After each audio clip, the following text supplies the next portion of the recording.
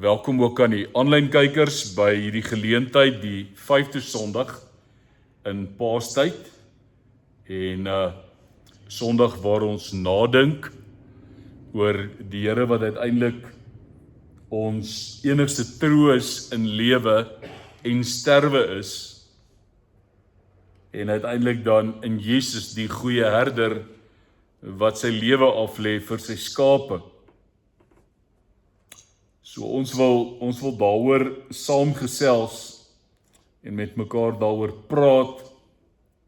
En vir ons as 'n gemeente wat ook voorberei volgende week, het ons die voorreg van 'n belydenisaflegging wat plaasvind, 'n doopgeleentheid en daarmee saam Moedersdag en geleentheid om stil te word en net weer te dink oor wat ons enigste troos in lewe en in sterwe is. So kom ons word stil en dan bid ons saam voordat ons Psalm 23 en Johannes 10 lees. Goeie herder, praat vandag met ons harte. Herstel wat moeg is, genees wat seer is, bring rus waar daar spanning is, en laat ons weer asem skep in u teenwoordigheid. Amen. Ja, Psalm 23 is een van dies waarmee ons groot geword het. En as jy mens mooi daaraan dink, dan sê jy vir jouself, dis heel waarskynlik een van die eerste Bybelgedeeltes wat jy as gelowige geleer het. Jy het dit heel waarskynlik by jou ma, of by jou ouma, of by die sonnaarskooljuffrou, of dalk by 'n skooljuffrou, of by 'n sonnaarskooljuffrou geleer, of net 'n dierbare tannie by die kinderkraans. Daar was iemand wat dit vir jou geleer het. So dit kan maklik wees dat die Psalm by jou verbygaan. Ons is dalk in die geselskap wat ons vanoggend is, mense wat met verskillende weergawes van Psalm 23 werk, wat hom in verskillende vertalings geleer het. En as jy dan nou nog die voorreg het om so 'n bietjie die Hebreëus by te gooi, en jy sit 'n paar Engelse vertalings bymekaar, dan kan Psalm 23 nogal in 2026 baie lekker met 'n mens se hart praat en net vir jou sê, maar die Here is goed vir jou en hy sorg vir jou. So ek gaan gewoon die 83 vertaling lees en jy kan net laat dit oor jou spoel en dit hoor en dan haak ek Johannes 10 daarby aan. Maar kom ons lees Psalm 23, 'n Psalm van Dawid. Die Here is my herder, ek kom niks kort nie. Jy het dalk geleer, niks sal my ontbreek nie. Hy laat my rus in groen weivelde, hy bring my by waters waar daar vrede is. Hy gee my nuwe krag, hy lei my op die regte paaie tot die eer van sy naam, en selfs al gaan ek deur donker dieptes, sal ek nie bang wees nie, want U is by my, in U hande is ek veilig. Vers 5, U laat my by 'n feesmaal aansit, terwyl my teestanders moet toekyk, U ontvang my soos 'n eregas. Ek word oorlaai met hartlikheid, U goedheid en liefde sal my lewe lank by my bly, en ek sal tuis wees in die huis van die Here tot in lengte van dae. Sover Psalm 23. Die gedeelte wat hierby haak is Johannes 10, waar die herder van Psalm 23 'n naam kry, 'n mens word wat se naam Jesus is. En as jy hierdie gedeelte gaan lees, dan sal jy sien, hulle begin reeds by vers 1 praat oor die ingang, die deur wat Christus is. Maar dan in vers 11 tot 18 praat hy baie spesifiek oor homself as die goeie herder. Jesus sê vers 11 Johannes 10, ek is die goeie herder. Die goeie herder lê sy lewe af vir die skape. 'n huurling is geen herder nie. Ekskuus, ek sit in die teks op nie. 'n huurling is geen herder nie, en dit is nie sy eie skape nie. As hy 'n wolf sien kom, los hy die skape en hardloop weg, en die wolf vang die skape en jaag die trop uitmekaar. Hy is 'n huurling, en hy bekommer hom nie oor die skape nie. Nou vers 14 weer, ek is die goeie herder, ek ken my skape en my skape ken my. Net soos die Vader my ken en ek die Vader ken, ek lê my lewe af vir die skape. Ek het nog ander skape wat nie van hierdie kraal is nie, ek moet hulle ook lei. Hulle sal na my stem luister en hulle sal een kudde wees met een herder. Die Vader het my lief, omdat ek my lewe afgelê het, om dit weer op te neem. Niemand neem dit van my af nie, maar ek lê dit uit my eie af. Ek het die volmag om dit af te lê, en ek het die volmag om dit weer op te neem. Dis die opdrag wat ek van my Vader ontvang het. Ek wil jou nooi vanoggend om saam met my terug te gaan na, soos dit in ons gemeente jou waarskynlik by meeste mense bekend sou wees, Sondagskool. En behalwe Psalm 23 sou jy heel waarskynlik iets gehoor het van een van die belydenisskrifte getiteld Die Heidelbergse Katekismus. Voor jy skrik en wonder wat is hierdie verskriklike groot woorde, dis 'n bepaalde manier waarin ons gaan opskryf het wat ons glo. Maar ek dink die mees bekendste vir ons met die Heidelbergse Katekismus is vraag en antwoord 1. As ons nou praat oor belydenisaflegging volgende Sondag, dan vra hierdie vraag die volgende, hy sê, wat is jou enigste troos in lewe en in sterwe? En nou kan ek, maar ek sal nie, sê gemeente, antwoord gou vir my, want julle het dit mos nou geleer. Julle het mos oor die jare geleer, wat is die antwoord op, wat is my enigste troos in lewe en in sterwe? Maar kom ek help, kom ons onthou, kom ons het bietjie heimwee en ons sê vir mekaar, dis die hart van wat ons glo. Dis ons geloofsbelydenis. Was jou enigste troos in lewe en sterwe? Dat ek met liggaam en met siel, in lewe en in sterwe, nie aan myself nie, maar aan my getroue verlosser, Jesus Christus behoort. Hy het met sy kosbare bloed vir al my sondes ten volle betaal en my het alle heerskappy van die duiwel verlos. Hy bewaar my ook so, dat sonder die wil van my hemelse Vader geen haar van my kop kan val nie. Ja, dit alles moet tot my saligheid dien. Daarom verseker hy my ook deur sy Heilige Gees van die ewige lewe en maak my van harte gewillig en bereid om voortaan vir hom te lewe. Is daar so 'n bietjie heimwee, so 'n bietjie ek onthou iewers iets hiervan? Ek weet dit is 'n mond vol.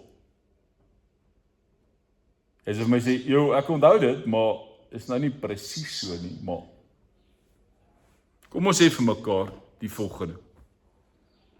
Daar's woorde wat jy in die lewe het wat jou deur die lewe dra. Dis 'n gunsteling Bybelvers. Dis dalk 'n goeie preek op 'n stadium. Dis dalk 'n boodskap wat jy gekry het, maar hierdie woorde wat sê my enigste troos, ek behoort aan Jesus Christus. Nie met goud of silwer uit my onmag vrygekoop nie, ek is gekoop met die kosbare bloed van Jesus Christus. Wat wonderlik is van die Heidelbergse Katekismus Sondag 1, is dat dit nie begin met een of ander argument nie. Dis nie een of ander teologiese verklaring uitleg wat vir jou geloof verduidelik op 'n manier dat jy net moeg raak nie. Dit begin nie met 'n eis nie. Sê nie net glo net nie. Daar's nie 'n reël wat sê as jy nie glo nie sal. Begin met troos. Dit is jou enigste troos in lewe en in sterwe. Die troos, die antwoord vir mense in 2026 is dat ek nie aan myself behoort nie, maar aan Jesus Christus.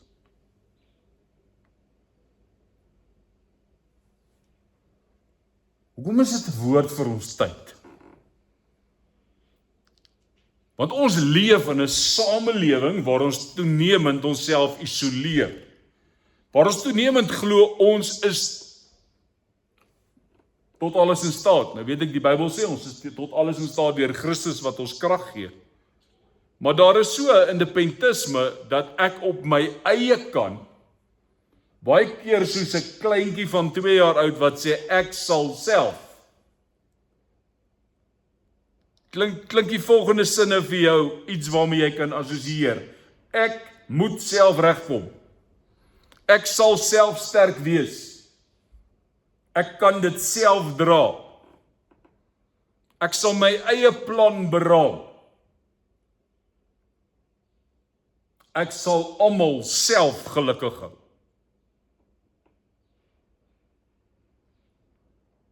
En dit maak mens moeg.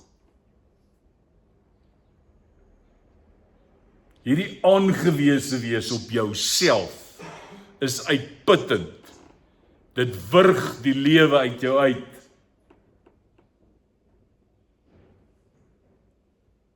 Dis amper 'n ontkenning van 'n behoort aan Jesus. En dis hoekom Psalm 23 so mooi hierby haak. Want Psalm 23 sê, die Here is my herder. Psalm 23 sê nie, ek is my eie herder nie. Psalm 23 sê nie, ek moet myself deur alles lei nie.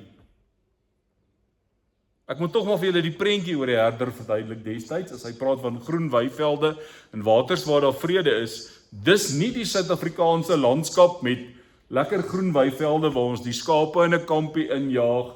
Daar's 'n boorgatpomp met water. Hulle drink uit waterkuipe uit en is lekker nie. Nee. Die herder, en dis hoekom hulle sê hy het sy werk gedoen tot eer van sy naam. Die herder moes geskikte weivelde kry waar die skape kon eet. Water is 'n uitdaging gewees. Daar was water, maar daar was nie altyd veilige drinkplekke nie. So die herder moes die skape lei na groen weivelde toe. Hy moes hulle lei na waters waar daar rus is. Aan die ander woorde gelykplekke waar die skape kon water drink. En waar hulle dit rustig kon doen. As ons mooi kyk na wilde diere wat by damme drink in natuurreservate, dan sien jy hulle is die heeltyd is hulle op hulle hoede. Hulle drink huiwerig omdat hulle die hele tyd moet uitkyk vir gevaar. En dis hoekom die herder moes lei na waters waar rus is, na groen weivelde, sodat die skape kon ontspan. Sodat hulle die water kon kry en hulle uiteindelik hulle kon verkoop. So belangrik, die Here is my herder.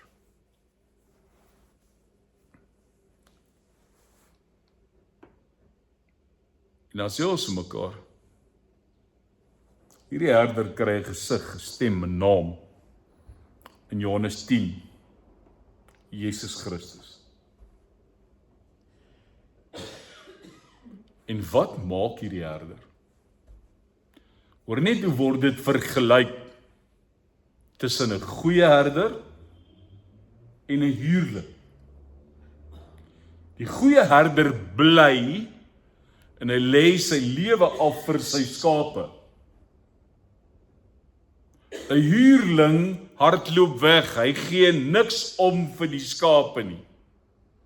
Hy sien hoe vreet die wolwe hulle op. Hy hardloop weg. Hierdie herder los nie sy skape nie. Hy lê sy lewe af vir sy skape.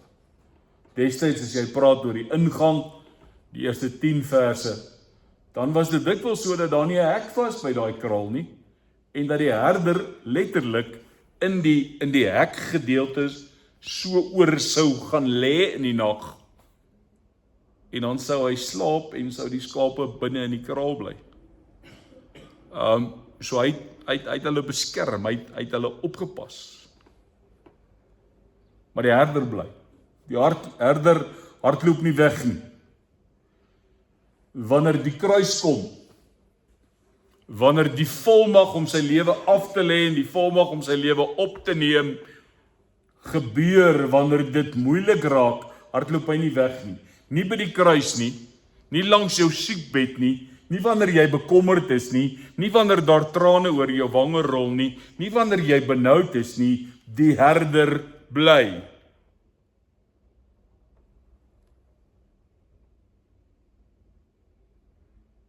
Ek dink die Afrikaans sou mooi wees. Hy het gekom om te bly.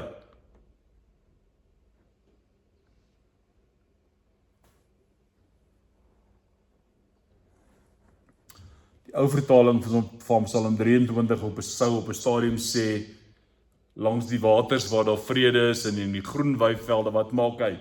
Hy verkoop my siel. Wat nogal mooi is, een van die Engelse vertalings vertaal daai stukkie spesifiek, hy sê, you let me catch my breath. Dit was vir my baie mooi. Ongelooflike beeld. Hy laat my asem skep. En ek dink dis nogal vir gejaagde mense in 2026 wat van die een afspraak na die ander ding hardloop, ongelooflik. Ons is dikwels so uit asem gejaag. Nou sê Jesus, wow, catch your breath. Haal net weer asem. Hy laat my asem skep.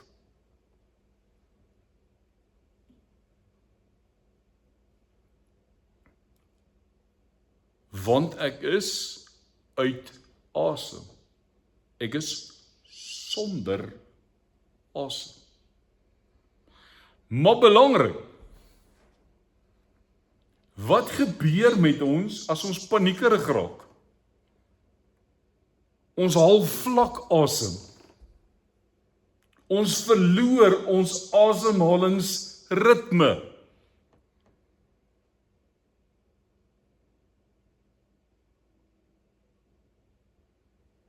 So hy kom help ons ook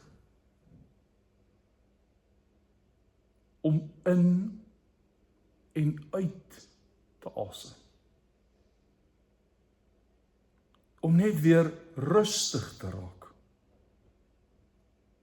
Daarom sal ons baie keer vir mekaar sê, en ek kan as julle wil, kan ons dit gou vir 'n paar sekondes doen. Maar bloot eenvoudig, hoeveel keer het ons al vir mekaar in die erediens gesê, raak net bewus van jou asemhaling. Catch your breath. So dalk moet jy dit gou doen. Sit alles neer, los gou julle boeke. Sit julle hande, julle handsakke, los mekaar se hande. Julle moet maar die baba vas, om net nie los nie. Okay. En nou raak jy net bewus van 'n lekker diep in asem. En hou jy hom. En haal jy uit asem. En nou asem jy in. En jy asem uit. So wat gebeur God kom gee nie net asem. Hy herstel ook my asemhalingsritme.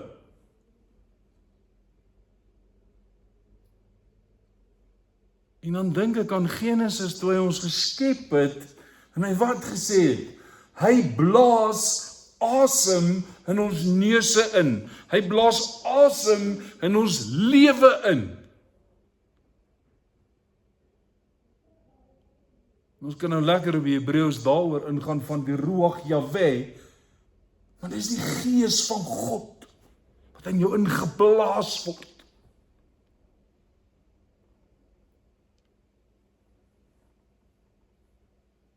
Hy laat my asemhaal, hy laat my asem skep.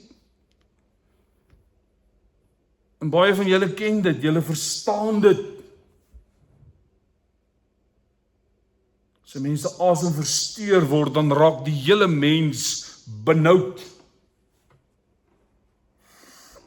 As jy nie asem kry nie, dan raak jou liggaam gespanne, jou hart klop in jou keel, jou gedagtes raak gejaag.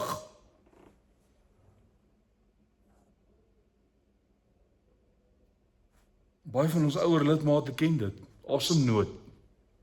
Die benoudheid van asemnood. Maar asemnood en benoudheid is nie beperk tot ouer mense nie. Want benoudheid kom van lewensdruk af, van bekommernis, van alleenheid, eensaamheid, finansiële spanning, van nagte wakker lê. En nou kom die herder en hy sê, kom tot rus. Catch your breath. Kom, rus. Kry asem. Ek is hier. Ek kan ontspan.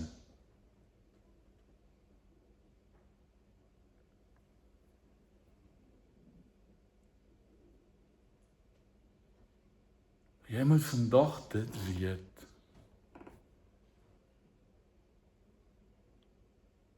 Hy is die God van nou. Nie net die God van later en van eendag. Skies ons het so evangelisasie gedoen. Om te sê, as jy eendag doodgaan, gaan jy hemel toe. Baie mense dink, geloof iets oor eendag. Asof hierdie lewe bloot die vertreksaal is van die hemel. Maar die evangelie sê iets mooier. God gee om vir hierdie wêreld, vir die lewe, vir die liggaam, vir die asem. Wat sê die katekismus? Nou is ek terug by dit. Hy sê dat ek met liggaam en siel, in lewe en in sterwe aan God behoort. Nie eendag nie, nou.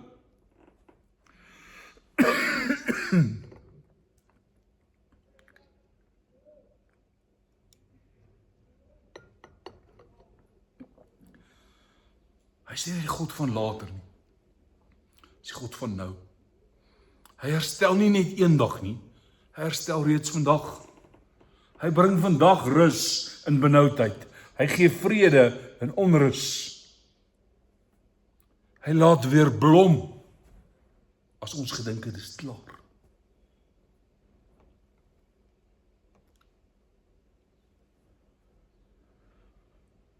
Voor die tyd vir iemand gesê, ek gaan 'n bietjie praat oor oud wees. Nou, ek gee niks van myself weg nie, maar wie van julle sit ver oggend hier en jy beleef by tye dat jou liggaam sê nee.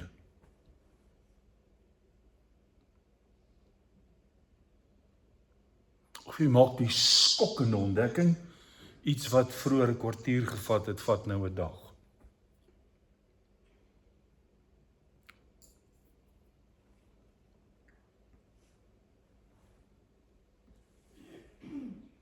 Julle weet ek lees graag Henry Nouwen. Nouwen skryf, hy sê ons liggaam sê partykeer nee. En ons luister nie. Ons hoor nie. Wanneer ons liggame oorlaai is, wanneer ons uitgeput is, wanneer ons oorweldig is, dan sê ons liggaam vir ons iets.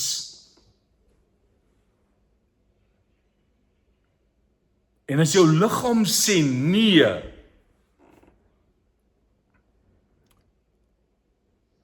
vra die Gees, wat dra jy wat nie joune is?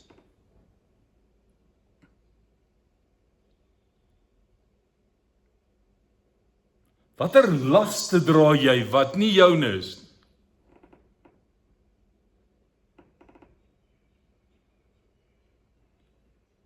Dalk met jouself help. Ek het so 5 vragies net neergeskryf. Wat sê as die liggaam sê nee?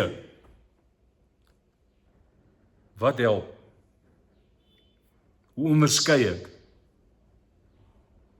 Eerste ding is, wat is regtig my verantwoordelikheid?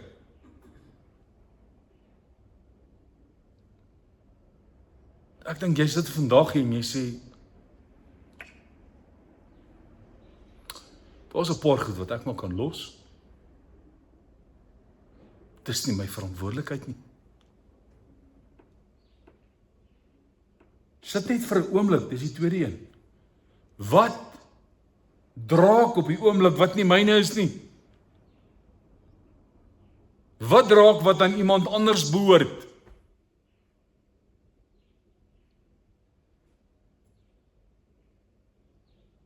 Jy dra dit met die beste bedoelings, met wonderlike intensies. Maar jy sê vir jouself, wow, hierdie is nie my pakkie nie.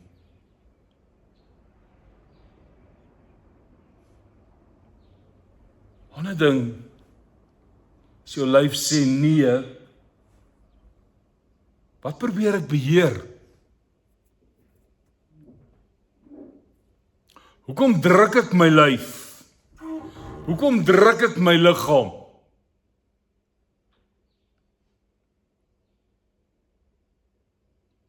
Is ek bang omdat ek met ouer huis toe gaan? Ek is bang dat mense ontdek, dit vat nou 'n dag en nie meer 15 minute nie.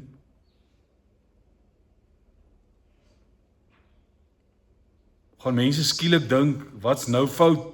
Hy het dit al die jare gedoen, nou sê hy, ek kan nie meer nie.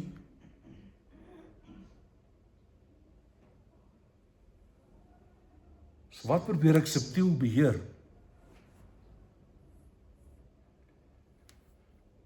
Die vierde ene, moes ek seker eers gesit het. Maar kom ons hou maar waar hy is.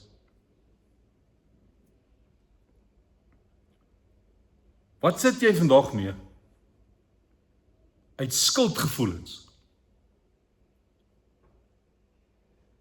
Wat skuldgevoel jou laat ja sê?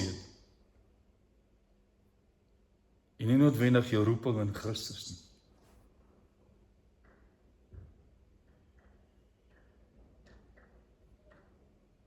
Toe jy die dag daarvoor ja gesê het jy nie besef dis vir die res van jou lewe nie. Nou praat ek nie van huwelike nie.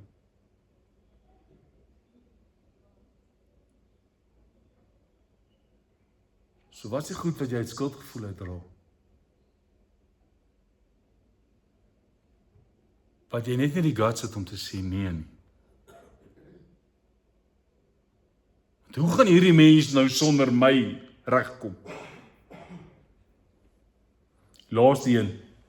Wat moet ek vir God teruggee? Wat het ek vir die Here gegee? Daai watter bekommernis het ek op God gewerp? Ek het dit maar net gaan terugvat. En my lyf sê nee. Dis nie jou pakkie nie. Die Here het gesê hy het dit in die diepsee gegooi, hy het 'n bordjie opgesit, nou fishing. Jy het besluit jy gaan haal dit vir jou uit. Dalk is mense sien hoe swaar jy dra, kry hulle jou jammer.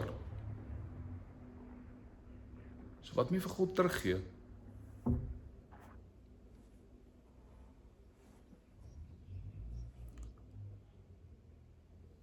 Nou gaan dit klink of ek myself weer spreek, maar hoor mooi. Daar's party laste wat ons moet dra. Maar daar's ander laste wat ons self opgetel het. En ons het daarvoor duidelike onderskeiding nodig. Daar's goed in die lewe wat jy nie hoef te dra nie.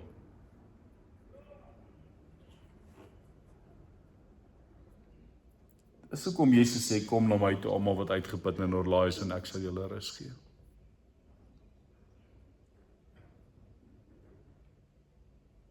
Daar's las om jou nek gehang, jy het dit dalk self daar omgehang.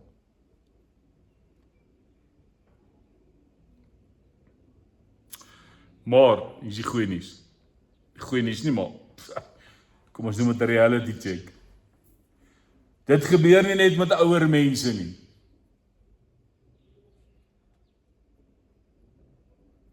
Bybel is baie eerlik. Jesaja sê, selfs jong manne struikel en val. Paulus waarsku, hy sê, wie meen hy staan, moet oppas dat hy nie val nie. Wat sê die Here? Hy sê, niemand groei bo afhanklikheid uit nie. Dis nie net ouer mense wat afhanklik is nie.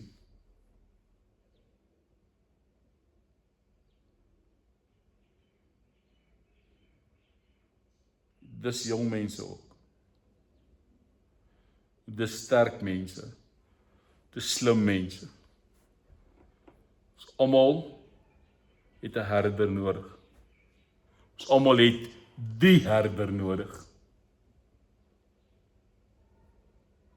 Daar's niks fout met selfstandigheid nie. Maar daar's 'n enorme fout met dommastrandheid.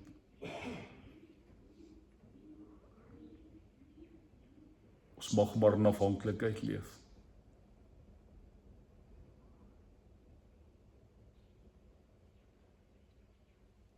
Ons sal nooit onafhanklik kan leef nie. Ons het God en mekaar nodig.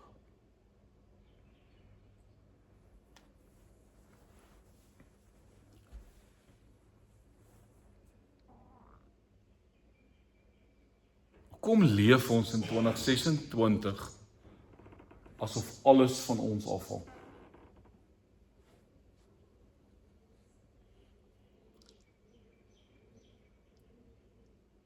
Met 3 verspoelings het ek net besef, julle,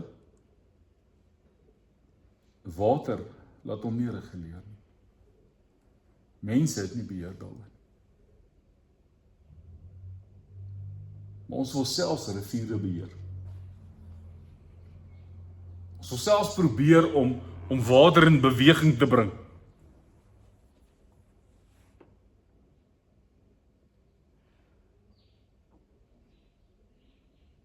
Ons probeer dikwels ons eie riviere tot stand bring. Terwyl God se genade reeds vloei.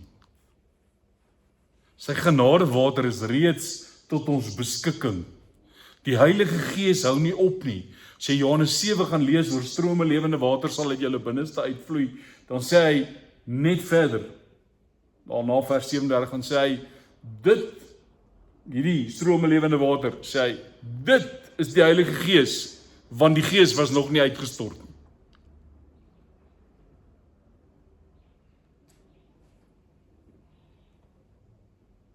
So uit my en jou uit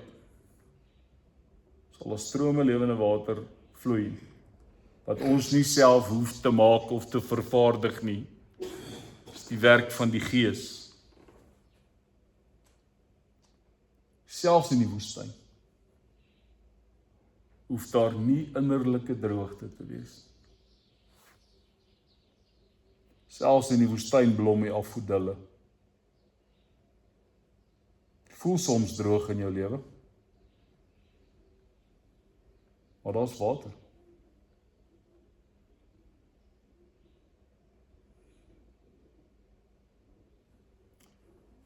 Kan ek met my prentjie van my wonderblomme afsluit? Ek se verkeerde laptop.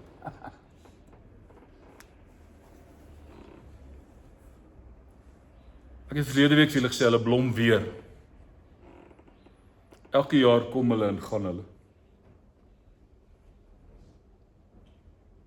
Mens vergeet amper van hulle.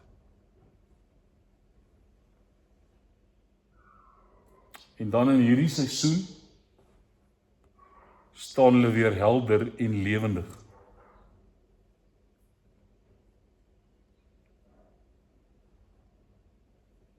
Wat is die sinnetjie wat ek wil hê jy moet saamvat as jy na daai prentjie kyk vanoggend?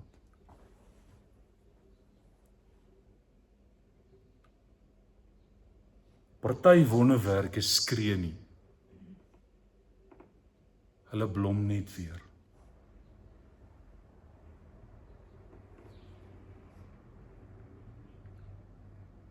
Kan ek vir jou weer sê?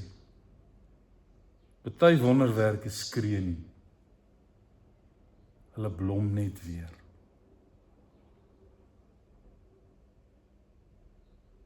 Miskien voel jou lewe vandag droog. Jy is miskien nie in die huidige seisoen van herfs nie.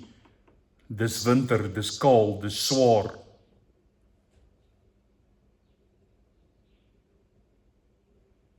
Maar soos in die geval van hierdie wonderblomme, werk God dikwels onder die grond, terwyl ons niks sien.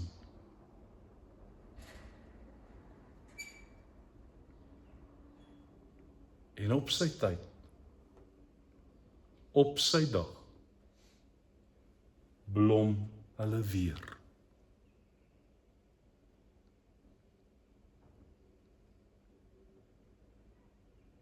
So vandag as jy huis toe gaan, jy behoort nie aan jou vrees nie. Jy behoort nie aan jou skuldgevoelens nie. Jy behoort nie aan een of ander diagnose nie. Jy is nie uitgelewer aan die oordeel van ander mense nie.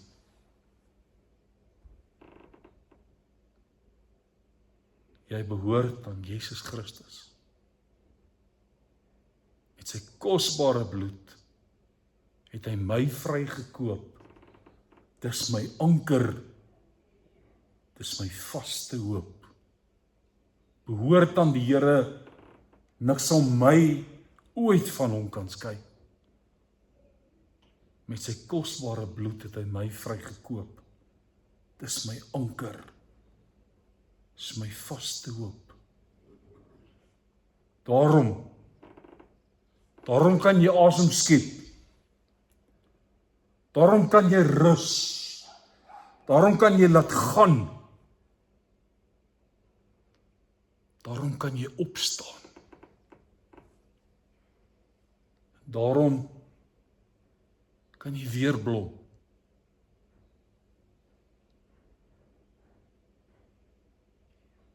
Kom ek gee vir jou tyd. Net so 'n bietjie stil te word.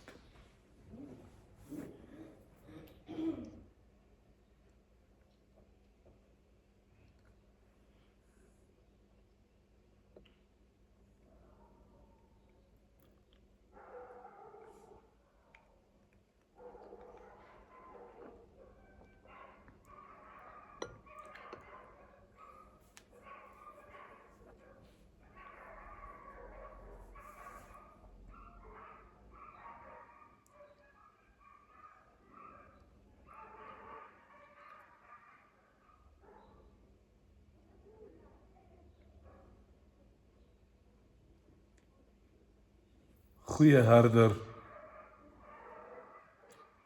dankie dat ek aan U behoort.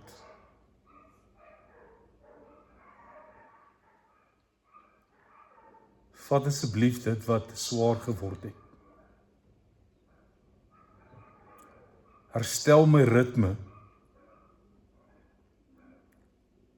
Gee vir my asem waar ek uit asem is. Rus vir my kommer. Hoop waar ek moedeloos is.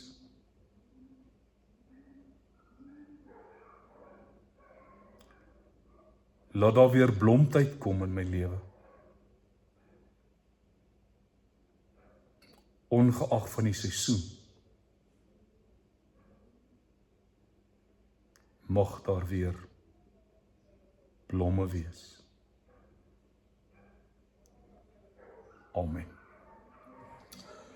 Ek gaan jou nooi om hierdie week weer saam met my ook stil te word in ons daaglikse oordenkings. Ons gaan 'n bietjie rond dink oor Psalm 23, Johannes 10. Jou waarskynlik so hier en daar iets uit die Heidelbergse Katekismes Sondag 1. Maar is belangrik dat ons dit inoefen, dat jy iets doen rondom jou asemhaling. Ek sê vir julle iewers ietsie skryf wat sê wat jy kan doen rondom jou asemhaling. Nou ja, die lang naweke is nou hopelik vir die volgende 6 weke verby. So ons hoop om in die mate wat normaal is, normaal te kan funksioneer. So as jy my nodig het, kontak asseblief op die selfoon 0836540806 en mag dit vir julle 'n geseënde week en 'n geseënde tyd wees. Ek herinner net ons inwoners by die huis vir bejaardes. Ek is komende donderdagoggend die 7de Mei, 10:00 daar by julle, dan gesels ons en kuier ons saam vir my maand. En dan terwyl ek nou oor hulle praat, kom ek spel maar net gou die pad vorentoe uit. Julle gaan agterkom van volgende week af begin ons draai in die rigting van Hemelvaart en Pinkster. Ek is nou die 7de by die huis vir bejaardes. Die 14de Mei is Hemelvaart. En ons het besluit dat ons een diens gaan hou en dis 10:00 die donderdag van die 14de by die huis vir bejaardes. Het sal op YouTube beskikbaar wees. So as jy nou nie meer die 8:00 diens kan bywoon die laas jaar, dink ek pas ons 'n baie klein getal. Nou weet ek wat 2 of 3 bymekaar is die Here by hulle, maar ek dink het ons gaan een plek, dis huis vir bejaardes die 14de. Dan begin ons die Sondag daarna, wat dan nou vandag vir 2 weke is, soos ek het bymekaar tel, die 17de, is die Sondag na Hemelvaart, wat ons die reeks gaan begin oor Pinkster, en dan doen ek dit Maandag, Dinsdag, Woensdag, Donderdag, by die huis vir bejaardes elke oggend, tot die 21ste, en dan die 24ste Mei is Pinksterfees, dan is dit weer nagmaal, en alles, ons is almal dan by mekaar. So hy loop nou, die kerkjaar draai nou in die rigting van Hemelvaart en Pinkster, en ons sal saam met julle die pad stap. So baie dankie aan ons aanlyn kykers, 'n mooi week. Ons praat weer vir volgende week. Totsiens.